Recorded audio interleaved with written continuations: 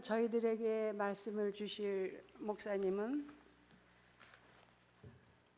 백정우 목사님이십니다.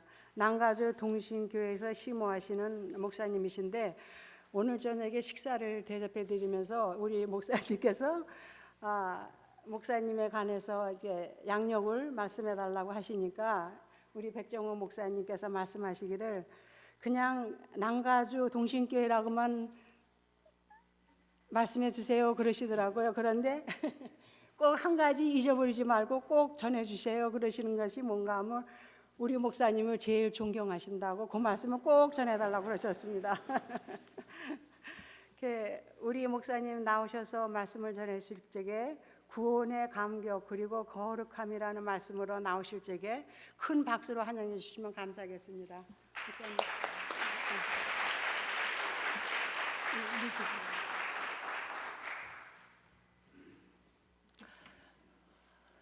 이렇게 귀한 자리에 부족한 종을 불러주셔서 참 감사합니다. 김성수 목사님은 저랑 세월의 간격은 다소 있지만 분명한 사실은 김성수 목사님과 저는 동기 동창생입니다. 어떻게 이게 가능한가? 아마 1년 전이죠. 교단 교육을 같이 받은 동기 동창생입니다. 제가 알고 있는 수많은 목사님들 중에서 가장 훤칠하고 가장 젠틀하신 마치 영국 신사를 보는 듯한 그런 느낌을 많이 받습니다. 그래서 하나님께 그런 불만도 있습니다. 왜 김성수 목사님은 좀 그렇게 길게 만들어 주셨는데 저는 왜 이렇게 좀 길게 만들어 주지 않았는지 참 제가 좋아하고 존경하는 목사님께서 섬기시는 교회를 한번 와보고 싶었습니다. 특별히 저희 교회 성도님들에게 오늘 제가 뮤리에타 한인장로교회 가서 말씀으로 섬깁니다 라고 얘기했더니 적지 않은 저희 교회 성도님들께서 저에게 오셔서 해주는 말씀이 뮤리에타 한인장로교회 그 교회에 가십니까? 그 교회 참 소문이 좋은 교회입니다. 최근에 계속해서 성장하고 부흥하는 참 좋은 교회인데 가서 말씀만 전하지 말고 도대체 부흥의 비결이 무엇인지 좀 제대로 배우고 오시라고 너무 좋은 소문이 나고 있어서 그건 역시 마음에 참 흐뭇하고 감사합니다. 주님 오시는 그날까지 한 마음과 한 뜻으로 더 주님께 가까이 나아가는 우리 모두가 될 수 있기를 구주 예수 그리스도 이름으로 축복합니다. 오늘 예배를 뒤에서 보니까 예배 인도하시는 우리 권사님이나 대표 기도하시고 또 우리 반주하시고 특송하시고 이게 흠잡을 데가 없네요. 이게 어느 교회를 이제 많이 가보다 보니까 이게 밥을 다 먹어봐서 맛있는 거 아니라 그냥 한 숟갈만 딱 먹어보면 이게 맛있는지 맛없는지 알잖아요. 이게 이제 많은 교회를 다녀보니까 딱 첫인상만 보면 아하 이 교회 수준이 가늠이 어느 정도 됩니다. 이 교회의 수준은 정말 흠잡을 데가 없는 그런 교회인 것 같습니다. 아멘. 그래서 제가 용기를 가져서 이제 질문을 좀 한번 드려보겠습니다. 아마 우리 뮤리에타 한인 장로교회는 하나님의 말씀인 성경을 참 사랑하는 성도들의 모임인 것으로 압니다. 여러분들 성경 66권을 정말 가까이 하고 또 읽으실 텐데요.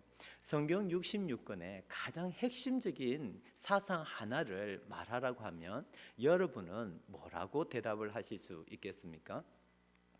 아마도 다양한 답변을 할 수 있을 것입니다. 어떤 분은 성경의 가장 핵심은 사랑입니다. 또 어떤 분은 부활입니다. 어떤 분은 선교입니다. 선교. 어떤 분은 십자가입니다. 다양한 답변이 나올 수 있을 것입니다. 그러나 성경 66권의 가장 핵심적인 내용 딱 하나를 이야기하라고 하면 그건 바로 구원이라고 이야기할 수 있을 것입니다. 아마 여기에 대해서는 다른 이의가 있을 수 없겠죠. 성경의 가장 중심적인 내용은 바로 구원이 되어집니다. 자, 그러면 사랑하는 성도 여러분, 구원이란 도대체 무엇입니까? 뭘 그렇게 자꾸 질문을 하냐? 그냥 네 혼자 해라. 우리 뭐 이렇게 피곤한데 자꾸 질문을 해야 여러분 그렇게 말씀하시고 생각하지 마시고 같이 하나님의 말씀을 한번 만들어 가보죠. 도대체 구원이란 무엇입니까?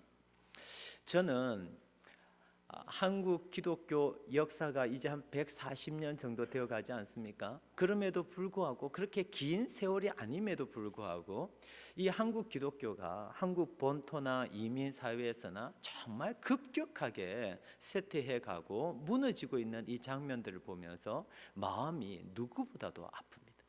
왜 이렇게 140년 정도의 기독교 역사밖에 되지 않는데 한국 본토나 이민 땅에서나 이 기독교가 왜 이렇게 무너지고 있을까? 그 이유가 도대체 무엇일까? 여러 이유가 있겠지만 그 중에 하나는 구원받은 그리스도인이라고 스스로 생각하고 확신함에도 불구하고 내가 가지고 있는 이 구원이라고 하는 것이 도대체 무엇인지 설명하는데 많은 분들이 실패하고 있다고 하는 사실. 본인이 확신하고 있는 구원에 대해서 정확하게 정의할 수도 없고 설명할 수도 없다면 과연 그가 구원받은 그리스도인으로 살아가는 것이 가능하겠는가라는 것이죠. 도대체 구원이란 무엇입니까? 그저 많은 사람들이 구원하면 대답하는 것은 예수를 그리스도로 믿어서 죄 용서함을 받고 천국 가는 것, 그저 죄 용서받고 천국 가는 것 정도로밖에 설명을 못합니다. 이 정도의 구원에 대한 인식의 지평을 가지고 구원받은 사람으로 살아가는 것은 굉장히 불가능한 것이죠. 에베소서 1장 18절이나 에베소서 3장 19절에서 사도 바울은 저와 여러분에게 거듭거듭 강조하는 것이 구원받은 그리스도인으로서 이 땅을 살아가기 위해서는 우리에게 구원을 허락하신 아버지 하나님의 그 은혜의 부요함에 대해서 넓이와 높이와 길이와 깊이에 대해서 알라고 이야기했습니다. 몇 차원입니까? 4차원적으로. 근데 우리는 그저 어떻게 구원에 대해서 이해하냐면 예수를 믿어서 죄 용서를 받고 천국 가는 그저 2차원적으로밖에 생각을 못합니다. 그러다 보니까 구원의 인식의 지평이 너무 협소하다 보니까 구원받았다라고 확신은 함에도 불구하고 구원받은 하나님의 아들, 딸로서의 삶을 못 살아갑니다. 실제로 이 구원이 무엇인지 정확하게 알지를 못하니까 내게 구원을 주신 하나님의 은혜의 부요함이 있습니다. 아버지의 그 은혜의 부요함은 한계가 없습니다. 제한이 없습니다. 풍성합니다. 그럼에도 불구하고 적지 않은 그리스도인들이 하나님의 은혜의 이 부요함을 알지를 못하고 얼마나 은혜의 빈곤함과 가난함 가운데 살아가고 있는지 모릅니다. 물론 뮤리에타 한인 장로교회는 제외입니다. 그렇죠? 아멘이 저희 남가지 동신교회 성도님들의 약점이 아멘을 잘 못해요. 근데 어디 가서 아멘 하냐 보니까 집에 가서 다 아멘을 하시더라고요. 혹시 여기도 그러신지 모르겠네요. 네, 정말 하나님께서 우리에게 구원을 허락하신 그 은혜는 한계가 있습니까? 없습니까? 없습니다. 풍성합니까? 풍성하지 않습니까? 풍성합니다. 정말 말로 표현할 수 없는 은혜의 한계여 이렇게밖에 고백할 수 없을 정도로 아버지 하나님의 나를 향한 그 은혜는 부요합니다. 아멘. 그런데 안타까운 사실은 그 부요한 아버지의 은혜가 있는데 정작 나는 그 은혜의 빈곤함 가운데 날마다 살아가는 것이죠. 사도 바울이 데살로니가 전서 5장 15, 16, 17절 18절에서 우리에게 이야기하는 것은 구원받은 그리스도인들의 삶의 기준이 무엇인지 설명을 합니다. 어떻게 설명합니까? 항상 기뻐하라, 쉬지 말고 기도하라, 범사에 감사하라.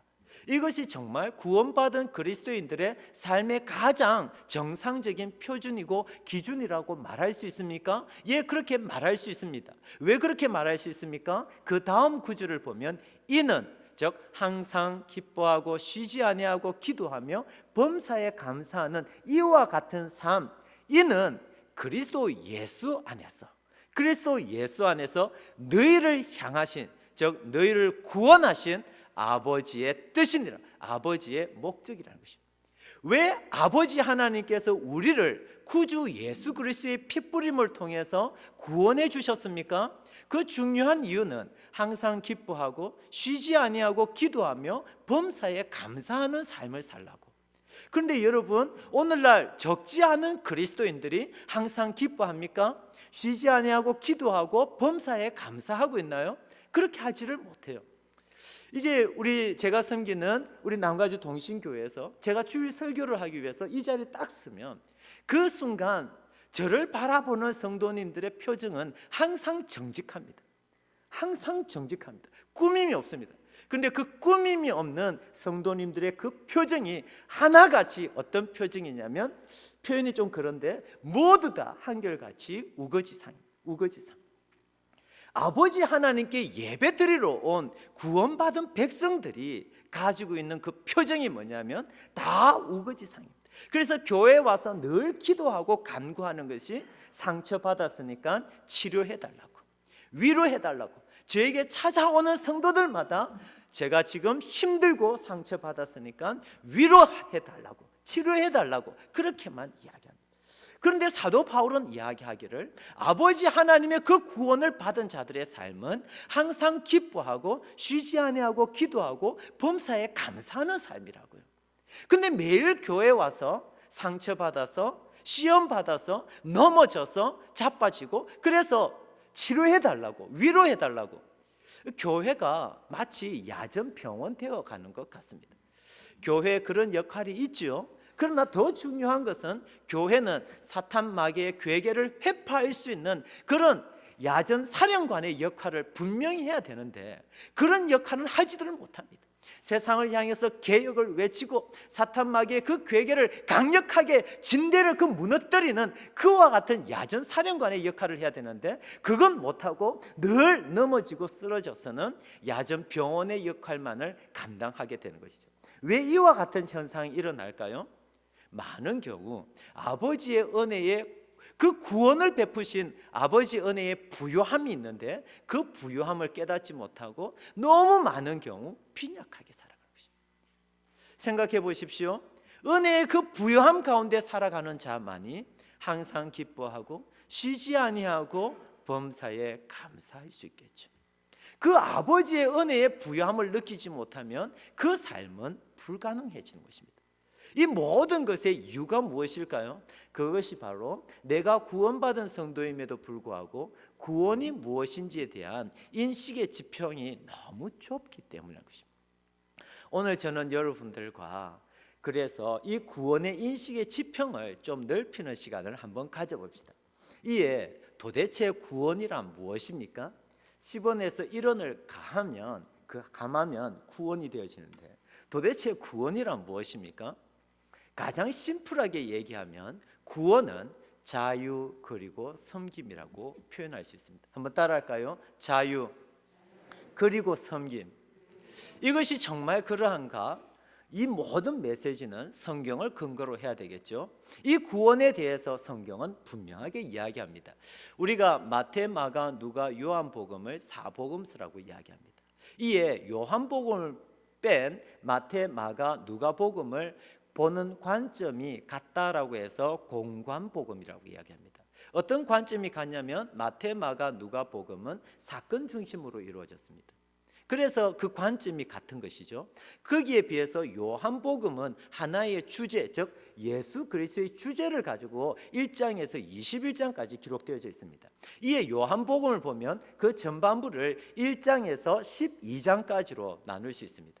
이에 이 전반부의 가장 핵심이 뭐냐면 에고 에이미, 예수님께서 친히 자기 자신이 누구인지 밝히는 내용들이 1장에서 12장까지 나옵니다. 그래서 아시는 바처럼 예수님께서 나는 생명의 떡이다, 나는 생수이다, 나는 빛이다, 다양하게 말씀하십니다. 자, 예수님께서 빛이시면 도대체 어두움은 무엇이겠습니까? 사탄 마귀의 권세가 어둠이 되어지는 것입니다.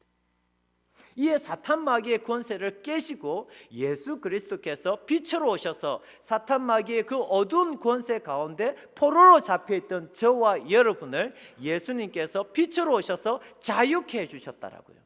그런데 이것을 12장까지 이야기하고 13장부터 요한복음의 후반부가 시작되는데, 요한복음 13장에 가장 먼저 나타나는 사건이 뭐냐면, 놀랍게도 예수님께서 제자들의 발을 씻기시는 장면이 나옵니다.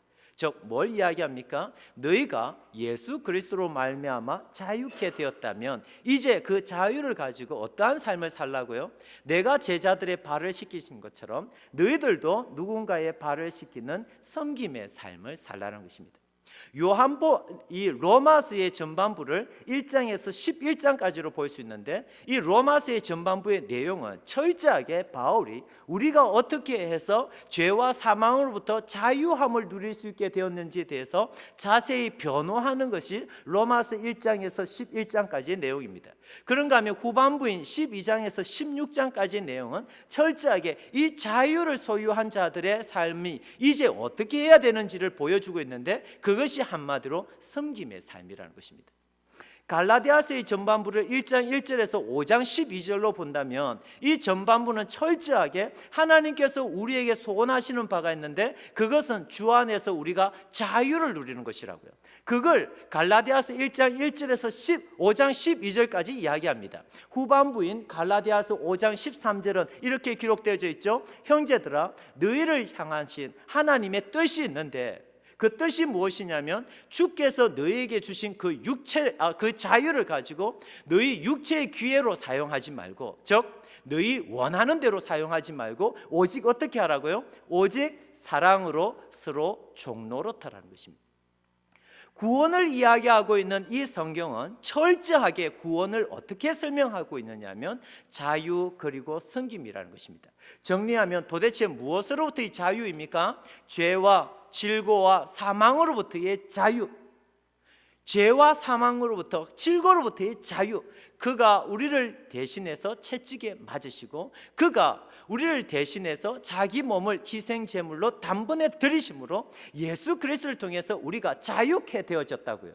그런데 구원은 여기서 멈추지 않고 그 자유함을 누린 성도들이 이제 남은 일평생을 어떻게 살아야 할지에 대해서 정확하게 이야기하는데, 예수 그리스도께서 우리를 위하여 자기 몸을 내어준 것처럼 너희들도 하나님과 이웃을 위해서 섬기는 삶을 살아야 한다는 것입니다. 그래서 구원받은 백성들이 모여있는 이 교회는 철저하게 성도를 세울 때 어떤 성도로 세워야 하냐면, 자유와 섬김의 삶을 온전히 가지고 있는 성도로서 교회는 날마다 그 교회 안에 속한 성도들을 세워나가야 되는 것이죠. 가장 온전한 성도의 모습은 어떤 모습일까요? 먼저 자유해야 됩니다. 무엇으로부터 자유입니까? 죄와 사망과 질고로부터의 자유입니다.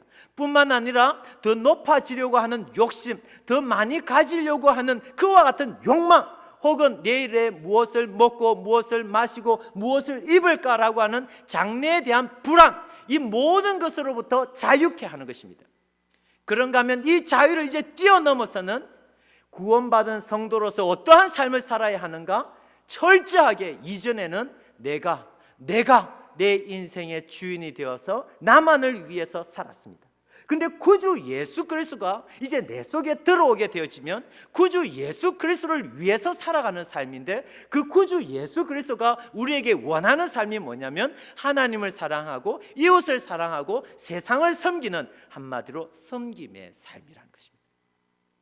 그래서 저와 여러분이 구원받은 성도입니까? 라고 할 것 같으면 우리에게 이와 같은 자유와 더불어서 이와 같은 섬김의 삶, 이 두 가지가 동시에 이루어져야 하는 것이죠. 이번에 보니까 우리 뮤리에타 한인 장로교회가 노회를 이번에 이 교회에서 하게 되었다는 얘기를 들었습니다. 사실 그 노회를 하게 되어지면 적지 않은 섬김이 여러분들에게 아마 요구되어질 것입니다. 근데 여러분들의 표정을 보니까 그 섬김이 다 기쁘지요? 그 섬김을 너무너무 하고 싶어서 요즘 달려보면서 언제 노예가 되나 카운트다운 다 하고 계시죠?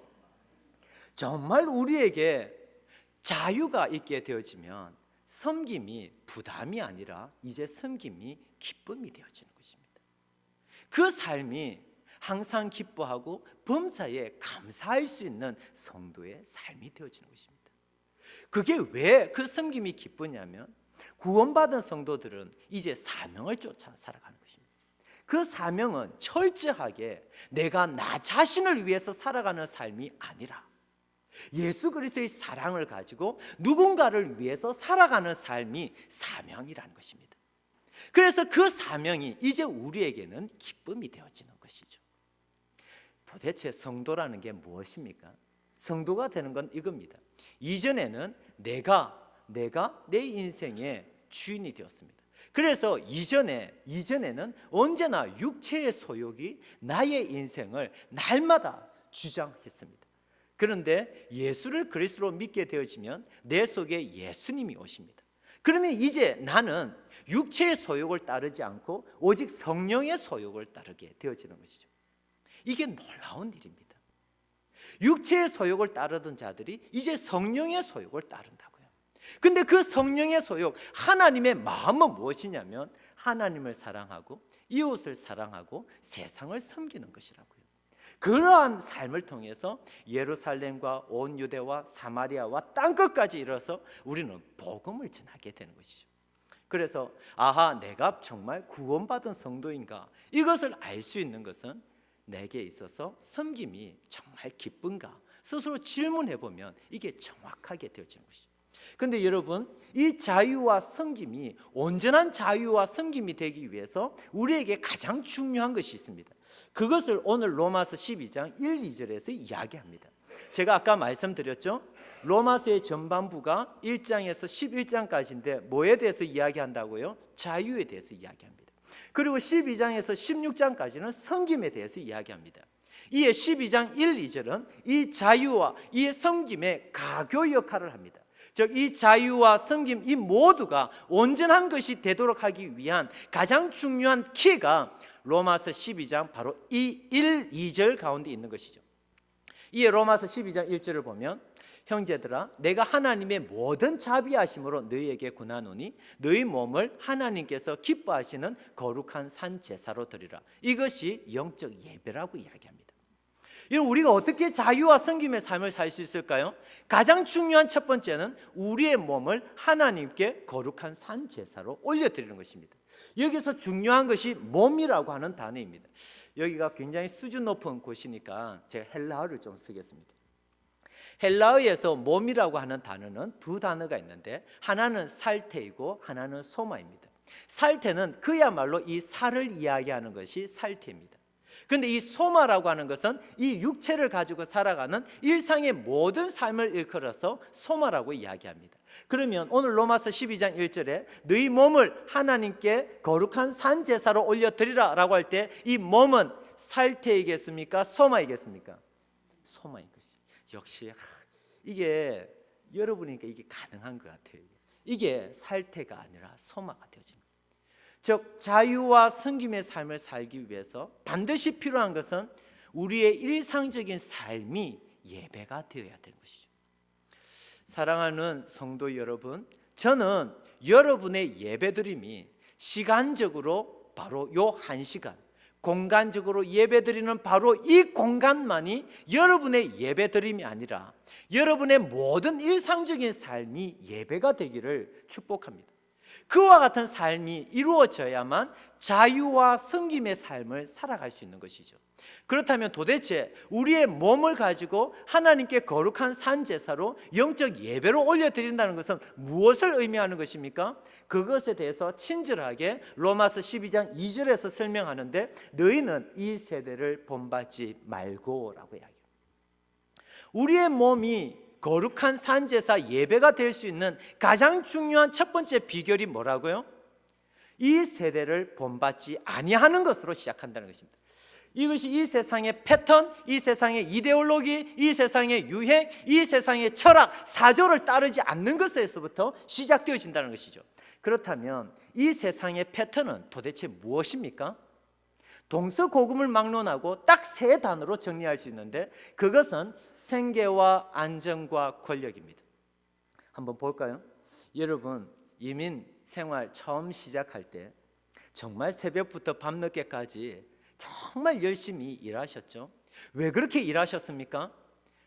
생계를 위해서죠. 먹고 살기 위해서 아닙니까? 그런데 그 생계가 어느 정도 마련되면 이제 인생들은 고군동서를 막론하고 누구나 생계가 이제 마련이 되면 안정을 추구하게 됩니다. 예전에는 단칸방이라도 있으면 좋겠는데 이제는 좀 더 안전한 곳을 찾아서 학군이 좀 더 좋은 곳을 향해서 부동산 사게 되어지죠. 누구나 생계가 마련이 되어지면 이제 안정으로 나아가게 됩니다. 그러면 안정을 확보하게 되면요, 그 다음 누구나 인생은 권력을 향해서 나아가게 되어져 있습니다. 이것이 이 세상의 패턴이라고요. 성경도 이에 대해서 이야기하죠. 예레미야서 9장 23절을 보면 이 세상은 언제나, 이 세상 사람들은 언제나 지식과 용맹과 부를 추구한다고 했습니다. 지식을 통해서 남보다 더 인정받으려고 하고, 용맹을 통해서 남보다 더 강해지려고 하고, 부를 통해서 남보다 더 높아지려고 합니다. 이것이 세상의 패턴이라고요. 그런데 이 세대를 본받지 말라라고요. 그래서 예레미야 그 다음 구절인 9장 24절을 보면 이 세상 사람들은 지식과 용맹과 부를 추구하지만 너희들은 오직 인애와 공평과 정직을 추구하라고 이야기합니다. 미가서 6장 6절에서 8절을 보면 여호와께서 우리에게 구하시는 것은 오직 인자를 사랑하며 겸손히 하나님과 동행하며 내 하나님을 더욱 사랑하는 거라고 이야기합니다. 로마서 14장 17절, 하나님의 나라는 먹고 마시는 데 있는 것이 아닙니다. 생계와 안정과 권력에 있는 것이 아닙니다. 하나님의 나라는 먹고 마시는 데 있지 아니하고 오직 성령 안에서 뭐라고요? 의와 평강과 희락이라. 데살로니가전서 4장 3절, 주께서 우리에게 소원하는 바는 이것이니 뭐라고요? 너희의 거룩함이라는 것입니다. 아하, 우리의 몸을 거룩한 산 제사로 드리라는 것은 뭐라고요? 이 세대를 본받지 아니하는 것이다. 이 세대가 추구하는 패턴은 뭐라고요? 생계와 안정과 권력이라고요. 지식과 용맹과 부라고요. 근데 그 패턴을 따르지 말고 우리는 어떻게 살아야 한다고요? 오직 인애와 공평과 정직을 행하면서 살아야 한다고요. 성령 안에서 의와 평강과 희락을 추구하는 거룩한 삶을 살아야 한다고요. 이 거룩함이 담보되지 않으면 아무리 우리가 노력해도 자유와 섬김은 온전할 수 없다고요. 그래서 가장 온전한 자유와 온전한 섬김은 거룩이 바탕이 되어야 한다고요. 구약 성경을 보게 되어지면 두 개의 성이 매우 대비적으로 나오는 걸 볼 수 있죠. 그 하나의 성은 언제나 세상을 상징하는 바벨론 성입니다. 그러나 또 하나의 성은 하나님의 도성을 상징하는 예루살렘 성입니다. 그런데 이 두 성을 앞에서 수식하는 수식어가 항상 다르지요. 세상을 상징하는 이 바벨론 성 앞에는 항상 어떤 단어가 붙느냐면 큰 성 바벨론, 거대한 성 바벨론, 이 수식어가 붙습니다. 거기에 비해서 하나님의 도성, 하나님의 백성을 가리키는 예루살렘 성을 수식하는 앞에 단어는 항상 뭐지요? 거룩한 성 예루살렘인 것입니다. 거룩한 성 예루살렘. 이 세상의 패턴을 따라서 살아가는 모든 세상 사람들이 추구하는 것은 거대함이라고요. 그러나 이 세상 가운데서 이 세상의 패턴을 따르지 아니하고 구원받은 하나님의 백성으로서 살아가는 자들은 거룩함을 추구하며 살아가야 한다고요. 이게 담보되지 않으면 자유와 섬김의 삶은 실패하게 된다고요. 우리의 몸을 거룩한 산 제사로 드리는 것도 실패하게 되어진다고요.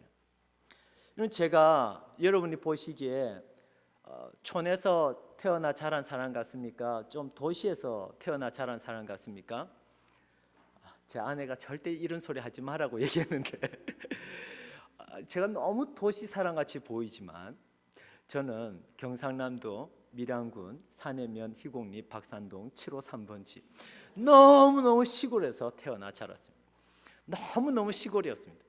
그 시골에서 초등학교, 중학교, 고등학교를 나왔는데 그 중학교 때 이제 수학여행을 가는데 수학여행을 어디로 갔냐면 제가 이 얘기를 하면 다들 좀 비웃곤 하던데 수학여행을 서울의 여의도에 있는 63빌딩을 보러 갔습니다. 이 보세요. 웃는 분들이 꼭 있다니까요. 수학여행을 63빌딩을 보러 갔습니다. 63 빌딩을 여의도에 도착해서 보는데요, 기가 막히더라고요. 기가 막히더라고요. 어떻게 인간의 손으로 저 높은 빌딩을 만들어 올릴 수 있는지 정말 내가 사는 대한민국 대단하고 싶습니다. 정말 놀랐습니다. 정말 놀랐습니다. 근데 제가 다녔던 학교가 불교 중학교였습니다. 동국대학교 부속중학교였습니다. 그런데 저희들 인솔해 갔던 여자 선생님 한 분이 몰래 교회를 다니는 선생님 한 분이 있었습니다. 그 선생님이 우리 학생들 중에서 교회 다니는 애들 몇 명을 부르는 겁니다. 구석으로 부르더니 귀속말로 해주는 말이, 얘들아 알고 있니? 이 63 빌딩, 대한민국에서 제일 높은 이 63 빌딩 주인이 누구냐면 예수 잘 믿는 장로야. 이 말을 해주는, 얼마나 마음에 뜨거움이 생기든지. 정말 그 불교 중학교에서 억눌렸던 그 핍박과 박해 가운데서 드디어 내가 복수할 수 있는 기회가 왔구나. 그 이야기를 듣는 순간 친구들에게 돌아다니면서 멱살을 딱 잡고, 야 이놈아, 사명대사 아무것도 아니야. 이것 봐라, 대한민국에서 제일 높은 이 63 빌딩, 이 63 빌딩의 주인이 예수 잘 믿는 장로야. 알고 있어 이 자식아. 전도했죠. 그리고 정말 로비에 가보니까 예수님의 초상화가, 엄청난 초상화가 있는데, 저도 모르는 사이에 그 초상화를 보고, 태극기를 보고 이렇게 해야 되는데 그 초상을 보고 저도 모르게 이렇게 했어요. 얼마나 감격이 되었는지. 그리고 정말 아이들 제가 전도했습니다.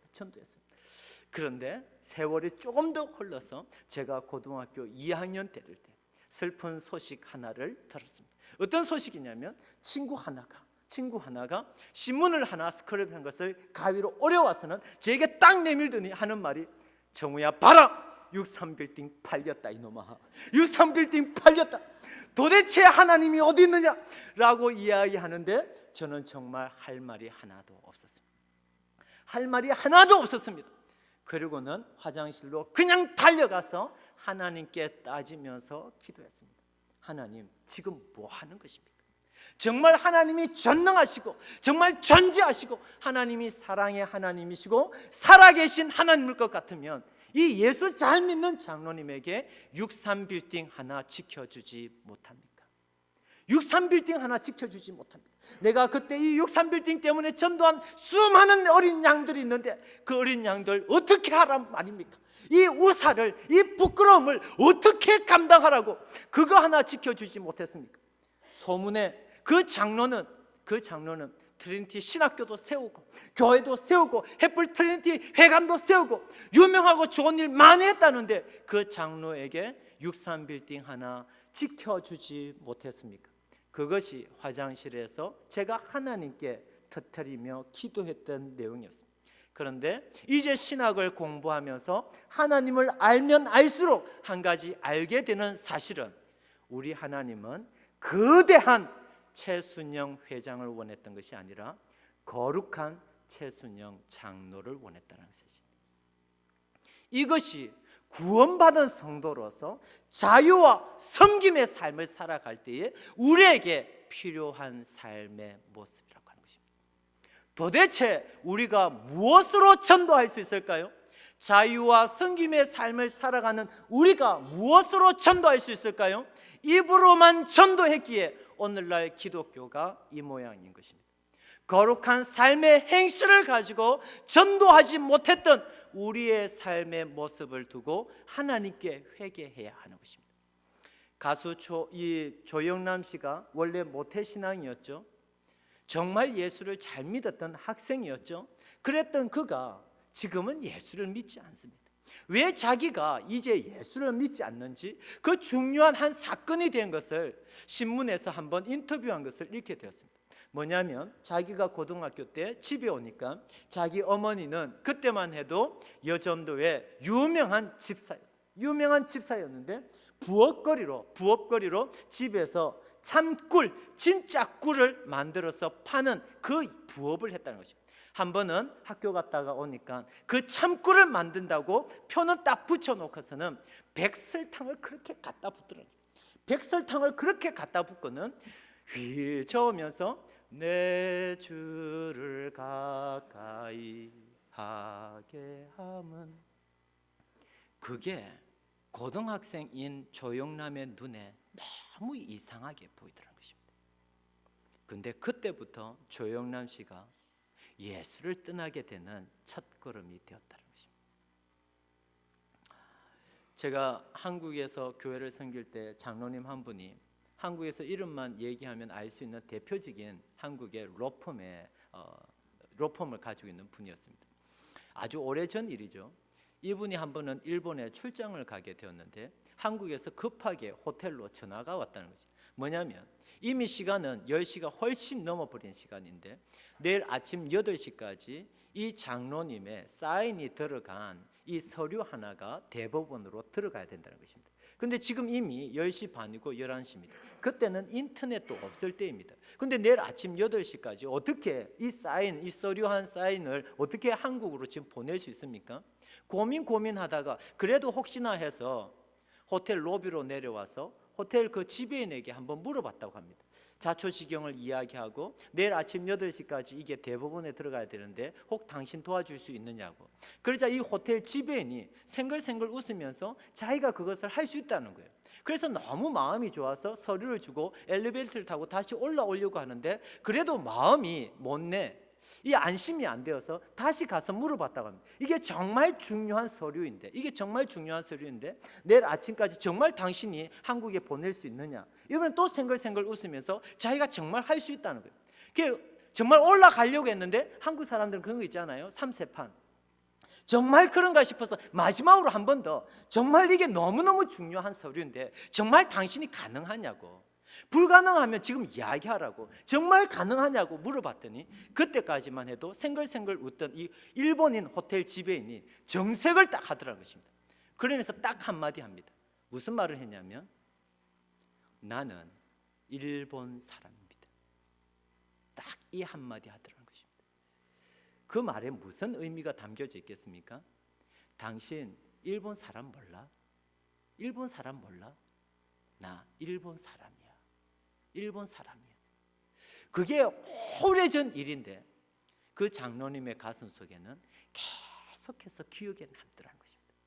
그러면서 제가 유학 떠나오면서 저에게 이 말을 해주더라고요.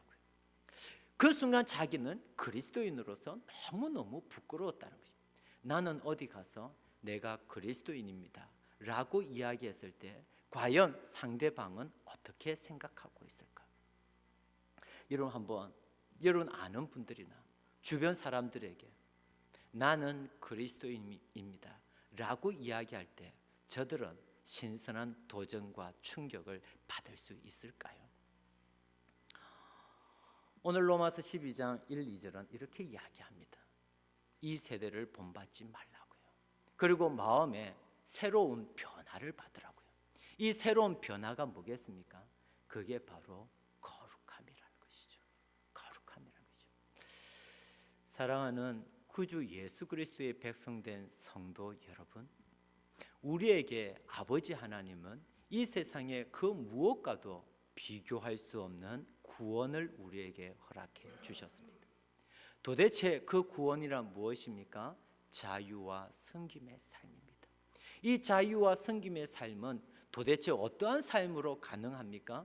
이 세대를 본받지 아니하고 우리의 몸을 하나님께 일상적인 삶 가운데서도 제사로 예배로 올려드리는 삶입니다. 도대체 그것은 한마디로 무엇을 이야기합니까? 거룩함이라고요. 마리아에 속한 모든 성도 여러분, 저는 여러분들이 거룩한 자유를 경험하고 또 거룩한 섬김으로 주의 교회와 여러분의 가정과 여러분의 주변을 변화시킬 수 있는 변화의 주역들이 다 되시길 원합니다. 정말 중요한 것은 거룩함이라고요. 왜 거룩함입니까? 우리 속에는 구주 예수 그리스도가 계시기 때문입니다. 정말 우리 속에 구주 예수 그리스도가 계시다면 그분이 싫어하고 미워하는 죄는 정말 우리도 미워하게 되는 것 아니겠습니까? 대신에 우리 속에 정말 구주 예수 그리스도가 계시면 그분이 원하시는 거룩하고 선하고 신실한 모습은 우리가 날마다 추구하게 되는 것 아니겠습니까? 그 거룩함으로 자유와 섬김의 삶을 사시는 모든 마리아 회원들이 되시고 또 우리 뮤리에타 한인 장로교회 모든 성도님들이 되시길 주님의 이름으로 축복합니다. 잠시 한번 기도하시죠. 이 시간 우리 한번 기도할 때에 주님, 아버지 하나님의 그 구원의 부요함이 있는데 그 은혜의 부요함 가운데 날마다 살아가게 하옵소서. 죄와 사망과 질고로부터 더 높아지려고 하는, 더 가지려고 하는 욕망과 내일 무엇을 먹고 마실까라고 하는 불안으로부터 자유케 하옵소서.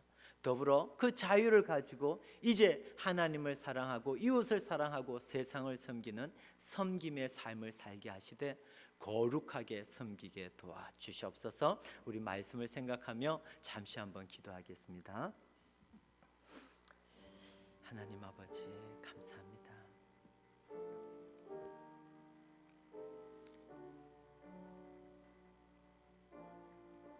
주님,